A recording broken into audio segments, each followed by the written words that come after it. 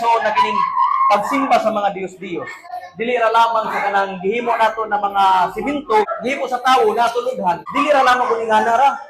Ang Dios-Dios kanang butang na imo gikabisihan na mas labaw pa sa Ginoo. Kung nabisi gali ka sa kini nga butang, ang imo time sa Ginoo gamay ra kan. May igsoon, basin kana mao na nimo Dios. Kung may pinaka-example na bis ko man ay nahimo nato na Dios. Cellphone, social media. Kapila mo mag-cellphone sa iskadlaw? Pila ka oras? Pag mata nimo, cellphone. Pag adisir ka mo kaon, picture nanay. Adisir magampo na bali na noon una na picture adisir ampo. Pagkatuyog nimo, cellphone nanay tapos makalimot ako pag ampo mo igsoon. Pag mata nimo, umayuna nimo kaon, cellphone. May igsoon basin na nato cellphone nahimo nato na Dios.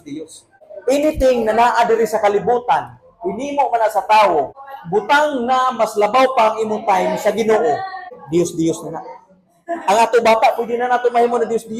Usay mo lang na brad sis, di ako rin kasi baguman kaya ako bata mga tagilantan man. Mga igsoon basin nahimo na naalibay ang ato bata.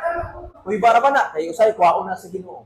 Kanang gialibay nato, masuko ang Ginoo, kuwaon na siya. Mao na ang definition sa Dios no, aside sa kanang anything na ato gihimo sa tawo or tawo, anything gibuhat sa Dios tapos ato simbahon, Dios na siya may igsoon. Labaw sa tanan ang time nato mas labaw pa ang ato time sa kalibutan kaysa Ginoo. Ang oras na himo na nato na Dios na.